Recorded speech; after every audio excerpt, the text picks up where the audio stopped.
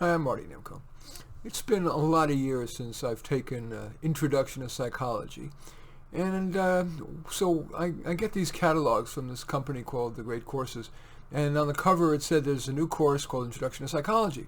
So I bought it, and I've been listening to it. And I'm particularly interested in emotional intelligence. When I took the course way back when, there wasn't even really discussed much, if at all. And so here is an excerpt from her lecture on emotional intelligence. They fortunately they give you a text version of it. This is about a 5-minute excerpt from her lecture. Her name is Catherine Sanderson. She's a professor at Amherst College on emotional intelligence, and I thought maybe you'd find it interesting. It's a good summary, I believe. A science writer, Daniel Goleman, published a book called Emotional Intelligence: Why It Can Matter More Than IQ. Researchers studied employees at 188 companies to determine the characteristics who was most successful. And Goleman wrote that, quote, CEOs are hired for their intellect and business expertise and fired for a lack of emotional intelligence. There are 5 components of emotional intelligence. First, there's self-awareness, meaning an ability to recognize and understand one's own emotions. Next is self-regulation, meaning an ability to understand and regulate emotions. People who are high in emotional intelligence are also good at managing their emotions, even under conditions of high stress. The third component of emotional intelligence is intrinsic motivation. People who are internally motivated to pursue their goals work on things they find enjoyable, interesting, challenging. They aren't driven primarily by external factors. A strong internal drive tends to lead to better outcomes. A fourth component is empathy, meaning the ability to easily imagine the world from someone else's perspective. This ability helps individuals understand and manage the emotions of people around them.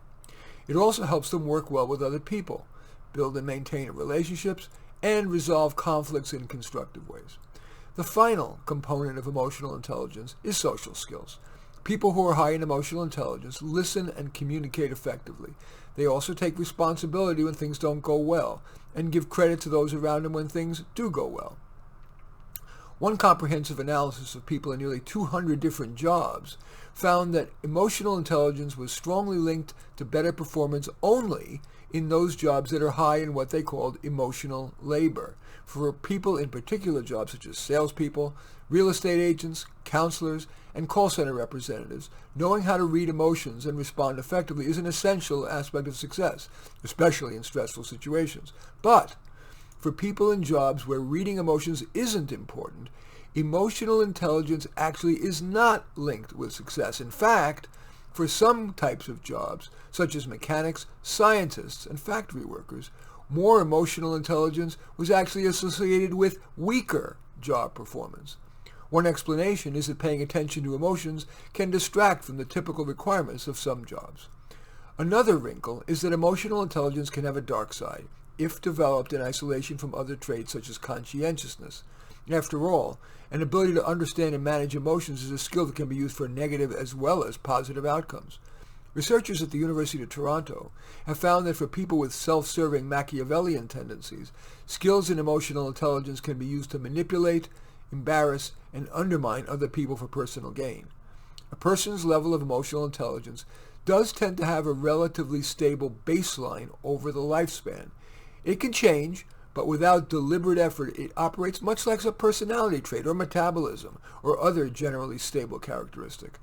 That probably means that emotional intelligence reflects some combination of early childhood experiences and genetics. Second, for most people, emotional intelligence does tend to increase with age, with a peak appearing at about age 60. This resembles a trend toward increasing crystallized intelligence as we get older.